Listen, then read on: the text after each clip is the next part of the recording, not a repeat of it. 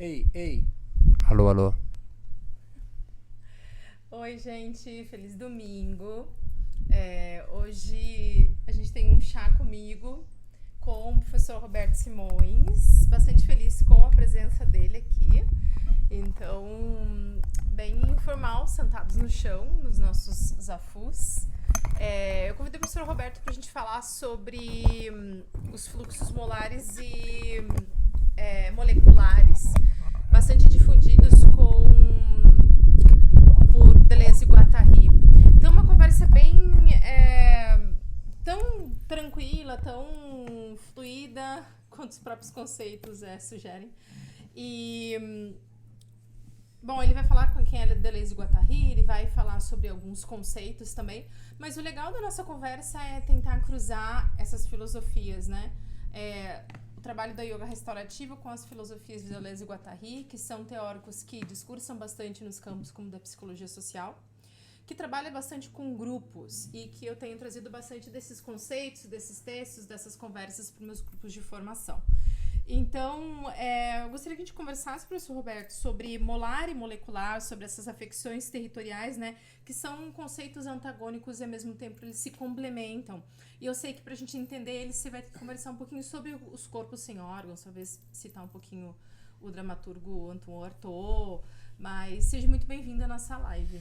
Muito obrigado. Deem um okzinho aí se o áudio tá bom, gente. Se tá batendo muito eco aí, me dá um ok aí, dá um aceno se o áudio tá bacana. A gente tem introduzido alguns filósofos dito ocidentais para conversarmos, justamente para compreender a ideia da filosofia monista. Obrigado, Rafa. Por mais que a gente tenha intérpretes, comentaristas antigos, né, da dita filosofia do Sudeste Asiático, vamos colocar assim para não ficar só na Índia, né? Porque a gente também tem muita gente falando no Japão sobre yoga, meditação e a filosofia. Então a gente pega Deleuze e Guattari e os filósofos que influenciaram, como Spinoza e Bergson. Eu sei que não são nomes tão comuns para a gente do yoga. Eu acho que o público mais está nos assistindo, ou vai nos assistir, é do yoga. Então sempre foi muito confuso e para mim, pensar a filosofia monista por filósofos então dito revelados. E a gente vai trazer alguns conceitos da filosofia monista ou não dual do Ocidente para trocar com o yoga. A ideia, então, do corpo sem órgãos, para a gente entrar depois em molar e molecular, é entender que nós temos um corpo que está além ou atrás, ou antes, ou depois, ou junto, com os nossos corpos, com o nosso corpo organizado, com órgãos. Essa é a brincadeira, né? Então, são conceitos da filosofia. Nós temos o nosso corpo com órgãos, todo organizado, cheio de funções, tudo já pré-estabelecido. A função do fígado, do rim, do órgão cérebro. E nós temos o nosso corpo sem órgãos. É algo que facilmente a gente vai associar, né, nós do yoga, com prana, com os nadis. Mas vai além disso, porque quando você pensa nos nadis, eles também estão organizados, não é? Um lado Ida, um lado Pingala, Sol, Chakras Lua, também. os chakras, né? Então não dá para brincar assim tão fácil numa correlação tão simples. O corpo sem órgãos é você em potência.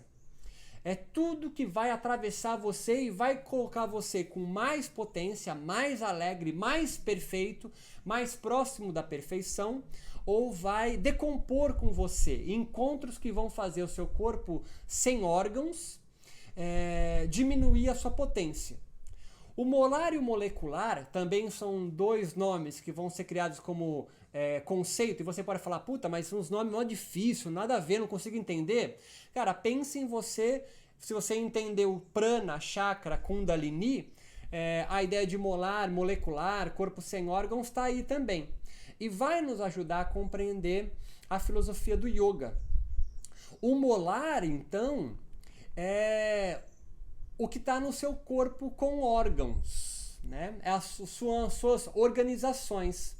O molecular é o que vai fazer surgir esse corpo com órgãos, né?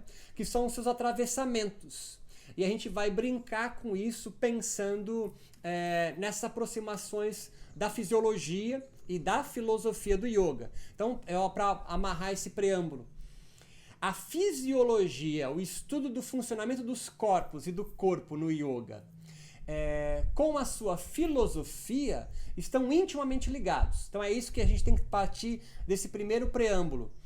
O funcionamento do seu corpo está intimamente ligado ao funcionamento da sua, entre aspas, alma. Não é diferente. A sua fisiologia não vai atrapalhar a sua forma de pensar. Você não vai praticar yoga, os asanas, o pranayama, para preparar para um outro estado que é elevado, que é da sua alma. Não, não, não, não, não, não. Estão intimamente correlacionados. E isso faz com que o yoga, com as suas práticas, com seus asanas, com a sua filosofia, esteja intimamente ligado na tua ética, na tua forma de viver. É esse o gap, é esse o primeiro degrau para a gente conversar. A forma de você estar no mundo e, portanto, do seu corpo interrelacionado com outros corpos está intimamente ligado na sua forma de sentido de vida, de escolha de vida, de forma de viver. Uma coisa não vai atrapalhar a outra, uma coisa não vem depois da outra. Vou fazer asanas, pranayama, para então... Não tem o então. Tá tudo intimamente ligado. Quando eu penso molar e molecular, eu sempre fiquei pensando duas coisas. Primeiro, na hora de entender, para mim tem essa cabeça assim que precisa entender, compreender conceitos. Eu sempre pensei em molar como se fosse a escola método restaurativo, tem uma unidade, tem um pensamento, tem um conceito, tem um chão, e molecular tudo o que é construído a partir dali. Por exemplo, o curso do método de yoga restaurativa, ele é molecular. Ainda assim, dentro dele existem fluxos que são mais molares, que são fluxos da questão de colunas, de pilares, mas dentro dele saem, né, devires mais moleculares, né? Que é sempre essa multiplicidade, é sempre esse... Não é chegar a algum lugar e ser categorizado. Quando eu chego a algum lugar e sou categorizado, por exemplo, faço pranayamas, faço dharana, faço dhyana, chego em samadhi, é mais molar. Eu tô sempre numa sistematização, né? Quando eu digo eu estou simplesmente, é mais molecular. Eu estou em pranayama, eu estou em asana e não tem onde termina um e começa outro, porque não dá pra dizer agora eu começo o pranayama, agora eu paro de respirar e começo o asana. É meio louca essa coisa de vou praticar agora a respiração, né? Então, eu sempre penso assim, eu não sei se está correto, é uma pergunta, não é uma Eu acho retórica. que assim, talvez de forma pedagógica a gente pode pensar. O molecular tá ligado muito a asana propriamente dito, aos pilares, O molar. O molar, desculpe, a estrutura densa, vamos colocar assim, né? E o molecular é o que a gente no yoga chama de sutil. Eu acho que esse é um primeiro passo, sim, pedagógico para compreender. A subjetividade e a objetividade. Só que não é uma coisa que vem antes da outra, Claro. Um prepara, então vou fazer um molecular para alcançar o molar. Não, está intimamente ligado tudo. Lembra, nós estamos numa filosofia que é monista, que não é dual, que não separa. Mas é visível nós percebermos o molecular como a estrutura de um asana, de um pranayama, da aula propriamente dita. E o molecular são as subjetividades criadas a partir disso, as sensações, as percepções daquilo. Isso na filosofia, então, Deleuze e Guattari vai entender, então, como molecular. Aí você pode perguntar, mas o que tem a ver isso tudo? Tem a ver, primeiro, para você tirar esse pré-conceito que tem hierarquia. Acho que esse é o segundo patamar do nosso bate-papo, assim. Não há hierarquizações. Não há uma coisa que virá depois da outra e assim você entende que em tantos passos chegará em algum lugar. Não tem lugar para chegar. Não tem lugar para chegar. Só tem esse lugar agora.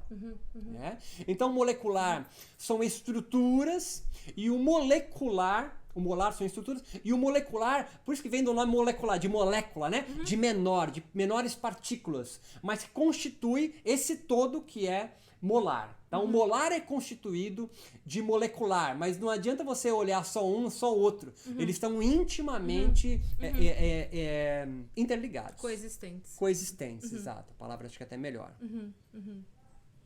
Então, eu queria ler um texto, se você me permite, que eu gosto bastante, sobre contemporâneo. Poxa, mas eu não peguei ele. Depois eu vou pegar ele quando você estiver falando, que é bem legal. Eu queria falar sobre contemporâneo. Bom, já que você falou de corpos sem órgãos, seria bem legal a gente falar também sobre os corpos dóceis. E você é professor dentro do curso do método de yoga restaurativa há bastante tempo. Pra gente finalizar o pensamento de molar e molecular, é porque sempre eu e o Roberto temos muito as dúvidas de alunos falando sobre como que eu faço para relaxar, né? O relaxar é um ponto final. Ou eu relaxo ou eu estou errado. Ou eu relaxo ou a técnica é errada. Ou eu relaxo o professor é errado. E tem que ser naquele tempo. Então é tudo muito... molar, né? É tudo muito sistematizado, muito categorizado. Ou tô estressado ou tô relaxado. Não existe nunca subjetividade, não existe nunca o universo imenso que na verdade existe entre um conceito e outro. E ainda assim muito dentro deles. Então existe muito de molecular dentro do fluxo molar do que é estresse, do que é relaxamento. O molar é formado pelos fluxos moleculares. O relaxamento, então, nem me fala. Então, quando fala também o restaurar, restaurei, não restaurei, e entre até o restaurar, que seria o encontrar o que eu venho buscando, existe todos esses fluxos, essas multiplicidades, esses rizomas, e que não querem chegar a lugar nenhum, querem simplesmente acontecer e te atravessar. Estão sempre buscando mais potência. E eu acho isso, exatamente, eu acho que é isso que dá potência, gente, porque isso nos nutre, nos alimenta para agirmos de forma potente, pensarmos, criarmos tudo isso. E a criação, até a criação, né? Quando se fala muito dos conceitos de corpos sem órgãos, eles chamam muito o dramaturgo, o francês, o Artaud, e nessa questão de construção da narrativa, do processo de criação do ator, tem muito disso. Você precisa ser um corpo sem órgãos. Senão, quando você vai criar a personagem que é a vovozinha, ela é sempre assim, corcunda de rentada. Nunca pode ser uma vovó que é de um outro jeito. Quando alguém cria, a partir de um corpo sem órgãos, um personagem que é uma vovó completamente diferente, faz maior sucesso, né? Você cria realmente, dá vida a um personagem ali por conta dessa criação desenfreada. Então, quando eu falo para os meus alunos estejam em restauração, porque é um espaço de profunda conexão, e eu achei num dos textos algo muito legal, que seria a Shunya, que eu falo que é o lugar que a gente chega quando estamos em restauração profunda, ou seja, em meditação, é um lugar, de acordo com Deleuze e Guattari, de muita intensidade. É um lugar de vazio, um lugar de nada, mas ao mesmo tempo de muita intensidade. E eu acho interessante porque cruza de forma linda e suave com o próprio conceito de Ashunya que vem do budismo, né? Se tu quiser falar alguma coisa sobre isso, né? Eu acho que algo que talvez o yoga se perca um pouco, o yoga no Brasil, vamos pensar assim nesse recorte, porque nós somos muito atravessados pelo cristianismo, que é dual. Nós estamos sempre em busca de, nos preparando para, né? Peregrinação, busca, sai do ponto A em direção ao ponto B. Quando a gente pensa em corpos dóceis, são corpos, então, que acreditam num certo ascetismo, de você se preparar para chegar. E aí você, então, dociliza teu corpo, você organiza ele de forma molar, para que você tenha a esperança de espera a um lugar, seja Ashunya, Samadhi, Moksha, Kaivalya, o céu cristão, o nosso lar. Esse lugar não está numa outra geografia te esperando. Então, quando a gente pensa Ashunya, Kaivalya, Moksha ou diversos nomes, ele não está em outro lugar à espera, imaculado te esperando. Ele é devir, ele é formação. É você que constrói, a partir de encontros, aumento de sua potência. Os sem órgãos. O corpo sem órgãos. Agora, não há uma promessa de quando você alcançar esse estado de Ashunya, por exemplo, ou Samadhi, ou Kaivalya, Moksha, que você não vai mais sofrer. Que você não vai ter mais encontros entristecedores. Vai sempre acontecer. Tem que ter sempre uma promessa, até no yoga tem, né? Tem que ter sempre um nosso lar, né? Porque é mais cômodo você entender, né? Uma recompensa, eu queria falar. Como você achar que vai, então eu vou me punir agora, eu vou fazer uma prática cética agora, porque no futuro eu vou alcançar. Não tem futuro no sentido... pain, no gain, né? Não tem, ou mesmo deixar de comer alguns alimentos na busca de.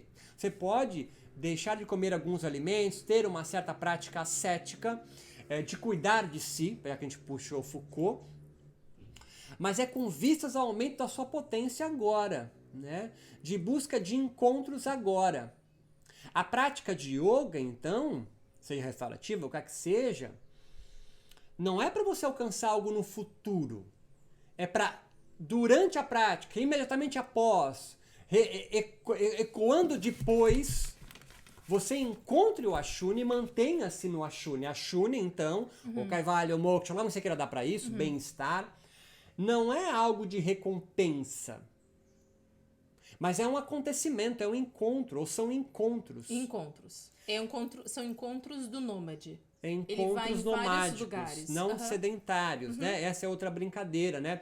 Nomádico, ele está sempre buscando. É como você no mar, você ficar parado, esperando a onda, na esperança, né? Rezando para que a onda quebre exatamente onde você esteja, para você remar e surfar ela. Você pode encontrar, mas vai ser uma vez ou outra, é esporádico. Agora, se você aprender a ler o mar, você se desloca no encontro com as ondas, né? O yoga também pode pensando, transpondo essa metáfora para o yoga. Ele vai te ajudar a você fazer uma leitura da sua vida, o mar, para você então entrar em ondas que vai ter uma hora que não vai ter uma onda legal. E você vai entender que é isso mesmo. Então o yoga, ou Ashunya, o Moksha, o Kaivalya, esses nomes, é a tua leitura da tua geografia, do teu corpo, na busca de encontros alegradores, de encontros potentes. Mas não é uma promessa de sempre você vai ter isso. Eu sou um mestre, me iluminei, eu nunca mais vou ter encontros entristecedores. Não! Vai ter uma hora que o vento virou de sul ou sudeste, ou seja, não vai ter mais onda. E é essa hora de você aprender com a prática de yoga a fazer essa leitura e compreender que, acho que é melhor sair daqui e ir surfar numa outra praia, porque lá o vento sul faz é essa metáfora, né? O yoga te ajuda a fazer leitura, yoga entende a meditação. Então você faz uma prática restaurativa, onde você vai ter um encontro de relaxamento, para você aprender a fazer leitura do teu corpo posicionado numa geografia específica, tendo encontros com outros corpos que você controla e não.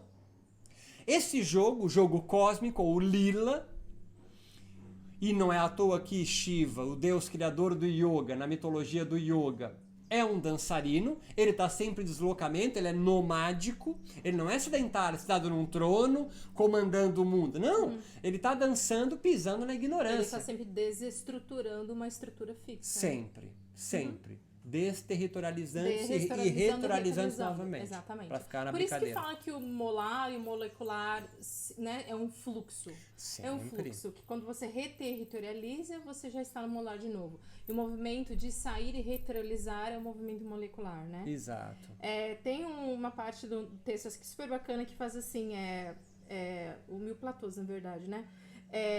O molecular faz pulsar no estado das coisas, nas práticas mais endurecidas, a multiplicidade em sua potência de desvios e rupturas. E aí fala das linhas de fuga. Você quer conversar um pouquinho sobre as linhas de fuga? Claro, eu acho que tem um exemplo tranquilo para a gente entender, talvez conscientizar um pouco mais a ideia, essa brincadeira do molar e do molecular, né? Ele não existe, tá certo? Assim, e existe, né? Então, por exemplo, eu tô sentado aqui, ou você me assistindo aí, se ficar sempre no mesmo posição aqui, o meu braço, ele vai saturar. Vai cansar essa posição. O meu corpo, o molecular, vai avisar o meu molar, fala assim, cara, muda de posição que saturou. Não dá mais para ficar nessa mesma posição sedentária. E ele te obriga, tá ficando bom, acho que é o exemplo agora, de forma nomádica você a se mexer para achar uma nova posição para ficar melhor. É o molecular, então, o sutil, que se torna saturado e avisa, então, o mais denso, o molar, a você se mexer. E a você... O docilizado, o corpo dócil, é aquele cara que fala, não, eu aguento, eu sou resiliente, eu vou manter mais aqui, então, mesmo sofrendo, porque se eu ficar assim, eu vou alcançar, não tem lugar para se alcançar. Mas é o cara que diz isso ou é o prof do outro lado que diz, você precisa ficar molar? É a ignorância, é o anão onde Shiva pisa, né? Não é por maldade, é que ele realmente entende, né? Se for o caso, o professor, o mestre, né? Que vai ter uma recompensa e o aluno, claro, porque ele não tem o direito do diálogo, vai acatar as posições desse professor. Pela minha experiência, eu sei que é a maior loucura, porque ele tem experiência, larga experiência no viver do corpo dele, mas ele não tem nenhuma experiência no viver do meu corpo. E aí a gente vê, por exemplo, uma série de posturas no yoga, para a gente ficar aqui, para ficar fácil o exemplo, padronizadas, né? Docilizando corpos, na ideia ingênua de que todos os corpos nessa posição vão ter os mesmos benefícios que o corpo daquele professor teve. Na sociedade disciplinar, né? Disciplinar, exato. Pra gente pegar no que você me trouxe aqui do Foucault, né? Então, não, nós estamos sempre em diálogo, nós estamos sempre em movimento, para ficar na ideia do nomádico. E, claro, há movimentos sedentários que você pede esse equilíbrio, mas ele não pode ficar eternamente, porque cansa. Cansa, literalmente cansa.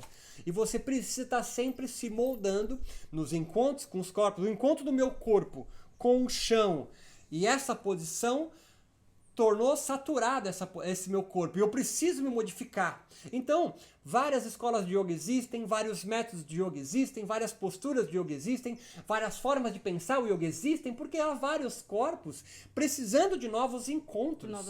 De novas rupturas, novos territórios. E a busca é você encontrar o seu território, a sua clareira na floresta da vida, e que vai ser momentânea. Vai ter uma hora que você vai precisar se deslocar para ter novos encontros que vão potencializar você. Esse o yoga é simples, mas altamente complexo. Eu sou tomada por essa necessidade de ruptura. E tenho que me permitir isso acontecer. Crio uma abordagem, só que naquela abordagem eu fico nesse plano somente desse movimento molar. Eu não permito observar o movimento, o fluxo molecular acontecendo na minha cara, na experiência sendo atravessada nos próprios alunos e grupos, né? Eu preciso puxar eles para dentro do ovo. Eles precisam estar sempre reproduzindo aquilo que eu esperei ou aquilo que me disseram que esperaram lá atrás. A minha pergunta para ti é o seguinte: de onde vem essa necessidade de que comportamentos e sistematizações sejam reproduzidas ipsis literis? Eu não tenho tempo para escutar o outro, mas o outro precisa ter 1 hora no mínimo de tempo para eu me escutar a minha narrativa da minha experiência sem ao menos duvidar e refletir sobre ela. Sistema de opressão e oprimido. Então, né? Eu me estresso, eu posso me estressar dentro do yoga? Eu posso me machucar dentro do yoga? Eu posso reprimir dentro do yoga? Eu posso retraumatizar dentro do yoga? Claro, o yoga não é uma tábua de salvação. O yoga é só mais um dentre tantas outras formas que já existiram, que estão existindo e que irão existir de encontros, né? Paulo Freire vai chamar isso, então, de pedagogia do oprimido, né? Pedagogia do oprimido dentro do yoga? Desculpa, eu tô rindo de nervosa. pedagogia do oprimido, ele vai ir contra os processos antidialógicos. Esse é o termo de Freire, né? Antidialógicos. Então, vem um professor com todo o seu conhecimento em cima de uma plataforma e passar, porque ele é uma pessoa generosa, né? Isso é irônico, né? É o Paulo Freire falando. Para povos carentes da informação que ele é detentor. Menor que ele, né? A pedagogia, então, da libertação, que Paulo Freire vai colocar, ele vai incluir o diálogo. Eu ouvir o aluno vai trazer uma questão e no diálogo nós vamos construir algo novo. Essa é uma forma de pedagogia muito diferente do que nós conseguimos compreender hoje no campo social do yoga hoje. Eu tenho um método e ele está pronto, cabe a você ter cognição para compreendê-lo. Se você não tem, você precisa galgar níveis. E entre os níveis, né? Níveis de iniciação, né? Você está no nível tal, nível tal, nível tal, nível tal, nível tal, até você completar a série 1 para você não... Não tem diálogo nesse sentido. Eu sou repetente. No Sim. Brasil, para os professores de formação, que eu não posso chamar de colegas, eu sou repetente, eu nunca vou chegar ao nível deles. Deixa eu ler uma parte aqui bem legal de Deleuze e Guattari. A vida não se compõe apenas de biologia, fisiologia, natureza e subjetividade, como campos que se relacionam guardando suas delimitações, mas no plano de proliferação, de relações de forças, que em suas criações e recriações traçam na molecularização de formas, funções e organizações, outras composições que podem reforçar essas formas e organizações ou recriá-las. É no encontro, nesse meio de proliferação, que os corpos expressam sua potência de afetar e ser afetado. Ai, me arrepiei! Essa potência de afetar e ser afetado é o cerne do yoga, né?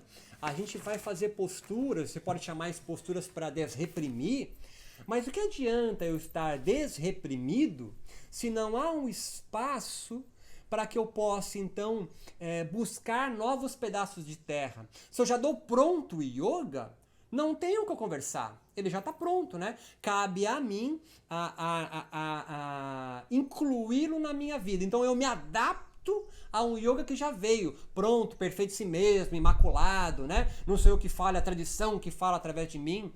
Isso faz com que... Mas isso é uma mentira. Porque no momento que eu sou atravessado por um conceito e eu compartilho, estou compartilhando o conceito, o resultado do atravessamento em mim. Mas não é isso que é então, tão quando comum. eu digo a tradição, eu tô só botando uma placa na frente, tipo, não discorde, porque não sou eu, é a tradição, então você não pode discordar. Essa é uma forma, né? Como quando eu trago, né? É a Bíblia que está falando isso, ela já tem em si mesmo uma legitimação que não deve ser discutida, né? Porque a Bíblia, os Vedas, os Puranas, os Shastras, os Sutras budistas, eles são textos revelados. Se eles são revelados, não há para trocar ideia depois, né? Porque não foi um homem, uma mulher ou um trans que o escreveu, mas foi de geografias celestes, né? Então não dá para nós, somos imperfeitos, discutir. Isso acaba o diálogo, a gente volta para Paulo Freire. São processos antidialógicos que promovem corpos docilizados, mesmo que façam parada de mão, posturas de torção, ponham o braço dentro da perna, ainda assim são corpos docilizados que não se permite ter diálogo, e você vai então endurecendo, ou na palavra de Deleuze e Guattari, você vai tornando ele mais molar, e não permitindo que o molecular se expanda para aumentar os afetos e o seu poder de afetar os outros. Só que assim, eu quero ser molecular, eu quero ser um corpo sem órgãos. Não é bem assim, tá, gente? A gente tem formado, a gente tem colocado em processos de subjetividade não 1, 2, não dezenas, centenas, mas milhares de alunos, e a cada 10, 1 ou 2 fica nesse processo e diz aqui eu quero ficar, eu quero experimentar esse corpo sem órgãos, eu quero essa multiplicidade de subjetividade, eu quero estar nesse lugar que eu vou refletir, eu vou desconstruir as coisas em mim, na micropolítica mesmo. Tem que ter muita coragem. E pra mim isso é moksha, pra mim isso é libertação. O que faz com que a gente chegue nesse lugar e quando chega nesse lugar sai correndo, Beto? São os kleshas? Dá pra falar que seriam os kleshas? Ou são as crenças? Ou é o medo? Ou é a falta de reforço social? É medo. É medo de ser livre.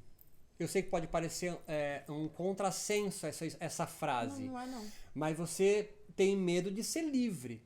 Porque quando você delega a outro como a minha vida deve ser, eu não tenho responsabilidade. Tá pronto. Quando eu tomo liberdade, então, de escolher a minha forma de viver, primeiro, existem infinitas formas de viver, mas eu tenho liberdade de escolher várias, eu escolho só essa. Então significa que as outras formas eu não escolhi. Isso cria uma certa ansiedade também.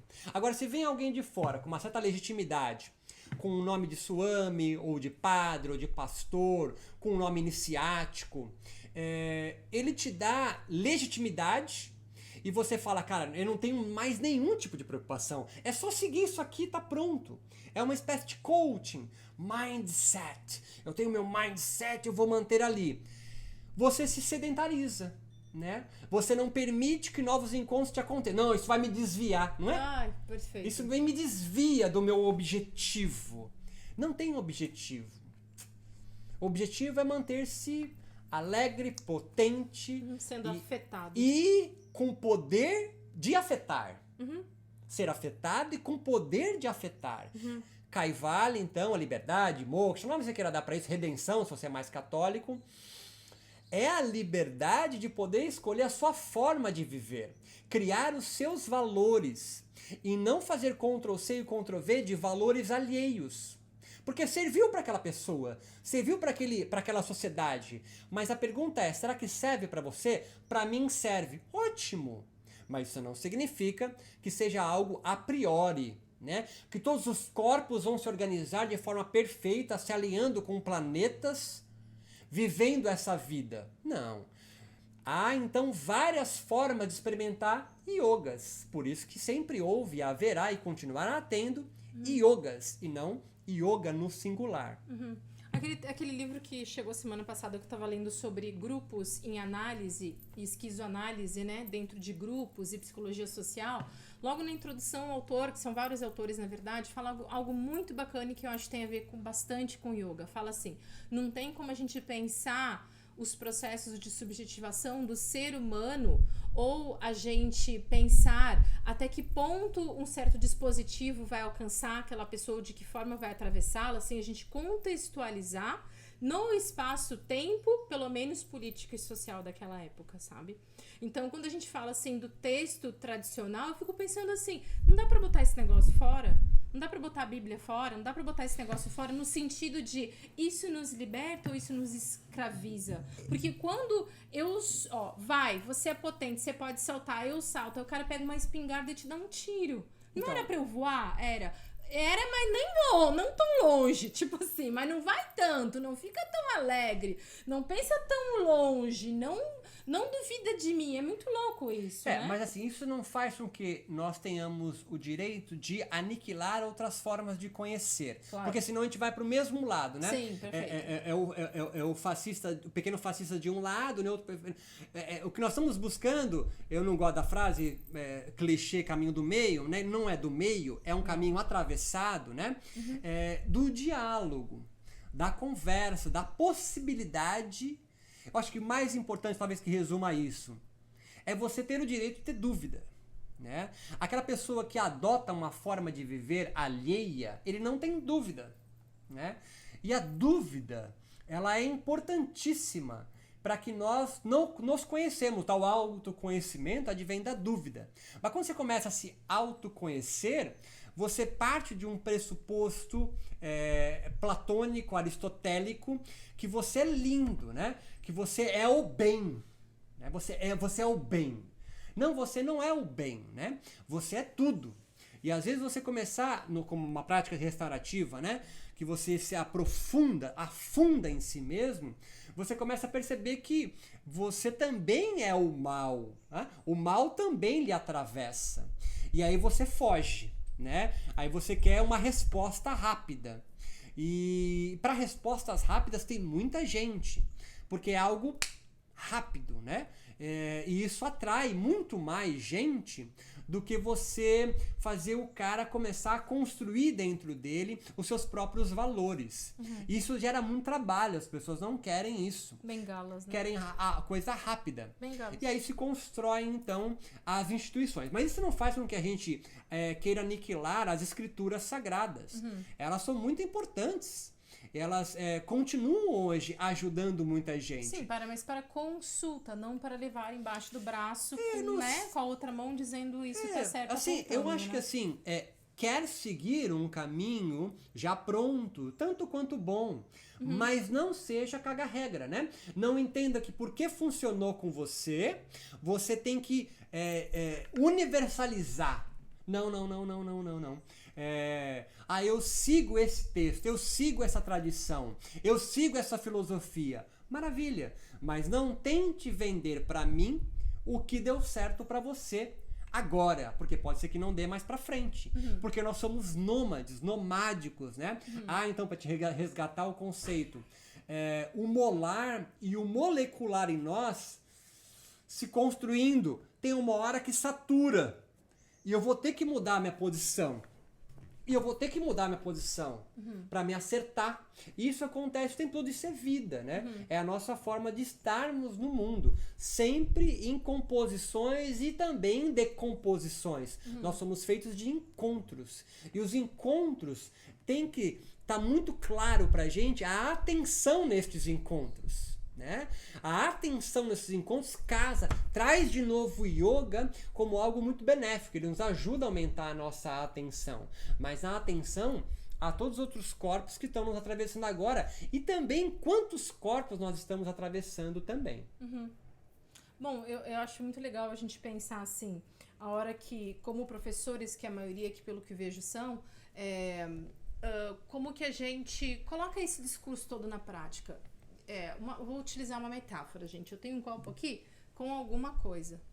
E o Roberto está na minha aula e eu vou oferecer como se aqui fosse um dispositivo que eu estivesse oferecendo para ele nesse espaço de trocas para ele experimentar. E ele experimenta. E esse dispositivo começa a fazer parte dele, atravessa ele. E aí eu pergunto para ele... Literalmente me compõe, né? Te compõe. Que gosto tem? É gostoso. Não, tá errado, tem que ser ruim. Ok. Que gosto tem? Tá errado, é ruim. Isso, agora tá certo. Entende? Essa é uma forma da gente se aproximar de alunado.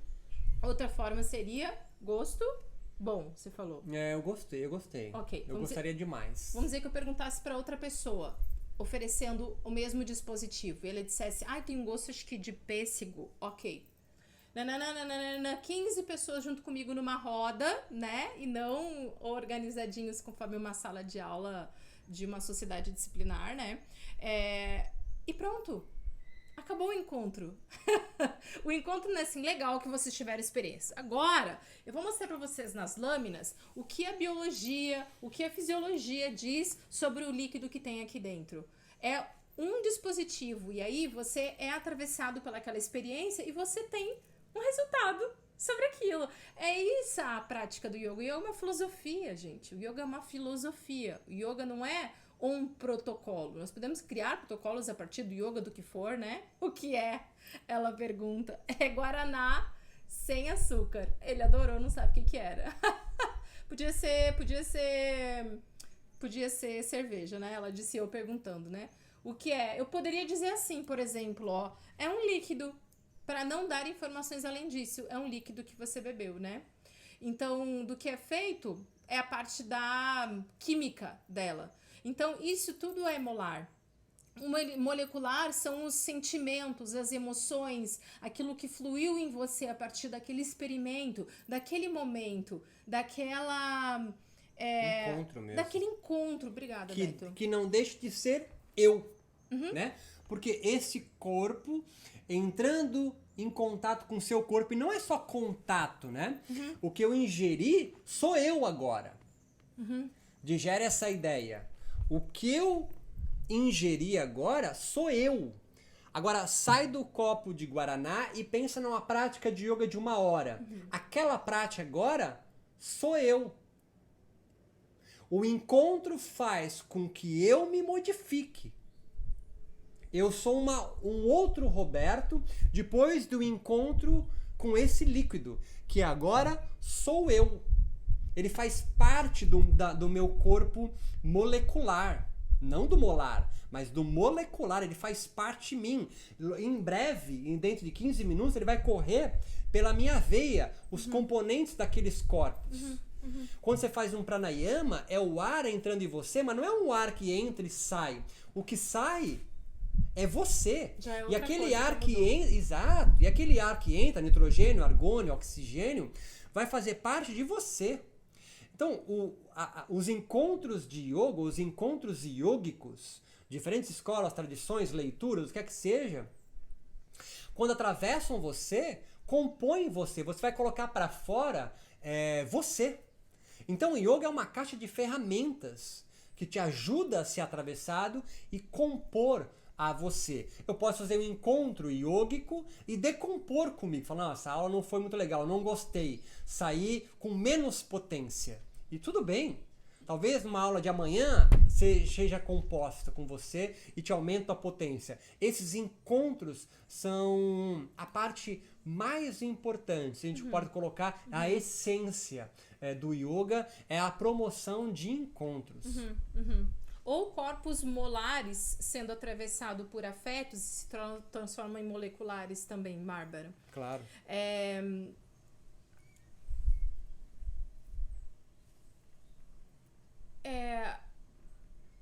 Tem sempre uma pressa, né? Tem a pressa e a ordem toda para se formar ser humano a partir da educação.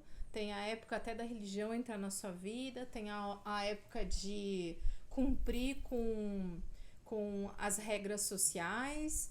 Tem a hora de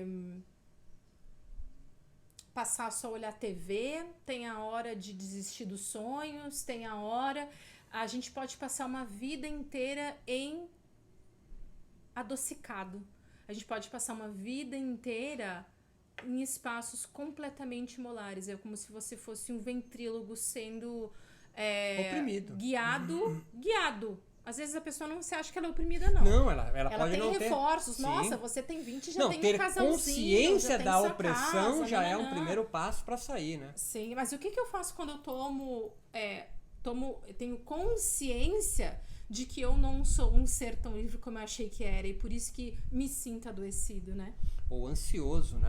O ansioso ou adoecido, né? Ou o ansioso que vai, sei lá, ficar adoecido ou não. Ou se isso já deixa de ser um corpo sem órgãos, esse pensamento. Bom, gente, muito legal a nossa conversa. Me enche de potência e de alegria conversar sobre esses assuntos aqui com vocês sempre. Finalizando o ano, né? Ainda tem curso semana que vem, tem mais uma formação semana que vem. O professor Roberto é docente da nossa formação. Se alguém tiver interesse, escreve pra gente no direct, a última formação do ano. Mas eu gostaria de fazer uma pequena homenagem em nome do grupo. O grupo que estamos aqui, né? Num círculo, numa mandala, ao professor Roberto Simões. Não sei se todo mundo sabe, mas antes de eu ser parceira de jornada desta vida que nos compõe neste instante de Roberto Serafim Simões, eu fui aluna dele. Então, eu sempre tenho e sempre terei imenso respeito e carinho pelo ser professor do Roberto Simões. Então, ele é maravilhoso, Iris, ele é generoso. Ele é muito dedicado, demais, que eu digo, que eu tenho, quando eu tenho amigas de maridos que estão fazendo doutorado ou pós-doutorado, eu digo, sim, eu sei que quer ser trocada por livros o tempo inteiro, e eu já aceitei esse lugar na minha vida. Então, ele é uma pessoa que se dedica muito, uma pessoa que não tem o tempo dele tem 90 horas, porque ele está sempre respondendo e-mail para os alunos, ele está sempre dialogando com as pessoas, e ele silencia. Ele é um professor de yoga que sabe silenciar quando ele acha que está no momento que ele precisa refletir sobre algo que ele falou ou não, do contrário, às vezes, que muitas pessoas infelizmente acham, acham, né? Olha lá meu post sobre achar. Então eu encontrei um texto, na verdade no curso de esquizoanálise me foi ofertado esse texto de um filósofo italiano chamado Giorgio Agamben. Muita gente conhece ele. E fala assim, o que é contemporâneo. E aí eu queria ler como a nossa homenagem ao trabalho do Roberto de yoga contemporâneo em nossas vidas, né? E ele fala assim, de quem e do que somos contemporâneos, né? E fala que contemporâneo fala de tempo também, né? E que o ser contemporâneo, a partir dos discursos de Roland Barthes, é intempestivo por natureza. Ele sempre vai traçar considerações intempestivas, né? Com as quais quer acertar as contas com o seu tempo, tomar posição em relação ao presente. Então, é o ser mais atual possível, o ser mais presente possível. Ele percebe e apreende em seu tempo. É muito bonito isso aqui. E aí depois vem assim. Contemporâneo é aquele que mantém fixo o olhar no seu tempo, para nele perceber não as luzes, mas o escuro. Todos os tempos são, para quem deles experimenta a contemporaneidade, obscuros. Contemporâneo é justamente aquele que sabe ver essa obscuridade, que é capaz de escrever mergulhando a pena nas trevas do presente. Mas o que significa ver as trevas? Perceber o escuro. O escuro da contemporaneidade é perceber um escuro não como uma forma de inércia ou de passividade, mas implica numa atividade e uma habilidade particular, que no nosso caso equivale a neutralizar as luzes que provém da época para descobrir as suas trevas, o seu escuro especial, que não é, no entanto, separável daquelas luzes. Pode-se dizer contemporâneo apenas quem não se deixa cegar pelas luzes do século e consegue entrever nessas a parte da sombra e sua íntima obscuridade. Contemporâneo é aquele que percebe o escuro do seu tempo como algo que lhe concerne e não cessa de interpelá-lo, algo que mais do que toda luz dirige-se diretamente e singularmente a ele. Contemporâneo é aquele que recebe em pleno rosto o fecho das trevas que provém de seu tempo. Então é isso, professor. Muito obrigada pela sua coragem, muito obrigada pela sua vulnerabilidade, muito obrigada pelos seus processos moleculares. Vida longa ao contemporâneo. O meu agradecimento daqui ao professor Roberto, com seus diversos podcasts gratuitos, suas centenas de vídeos gratuitos no YouTube, seu desejo imenso de estar apenas compartilhando, sem necessariamente querer saber que gosto tem aquilo que ele apresentou e se na verdade tem a ver com o que ele acha o gosto que tem. Ele realmente entrega e depois vai no mar bater pé nas ondas e surfar, que ele adora. Vida longa. Gostaria de, nesse momento que estão todos aí, pedir Roberto Simões em casamento. Mentira. Desliga isso. Obrigada, gente. Um beijo. Vida longa. Muito necessário, importante, sim. Obrigada, Chica. Obrigada, Elba. Obrigada, Lu. Obrigada, Eli. Obrigada, Rafa também, minha querida Rafa. Obrigada, Cris, Carla. Obrigada, Jéssica. Obrigada, Gui, Bárbara. Obrigada por todos vocês que pegaram um pouquinho. Tati, obrigada, Iris, Cris. Obrigada, Ju. Obrigada, Andréa Pino, querida, Cat, Cris Melo. Obrigada a todos vocês pela companhia de vocês, Fernanda, nesse domingo. Que vocês estejam felizes nos seus territórios. Se não estiverem felizes, desterritorializam-se. A vida é essa, é o que está acontecendo agora. A gente não sabe se tem outra. Esse ano é o ano que deixou isso tudo muito claro pra gente. Até mais, tô com fome, gente. Gratiluz, professor Gratiluz, força, energia, cosmos, que os chakras do coração sejam inundados de luz ultravioleta de Saint Germain. Tchau, gente. Obrigada.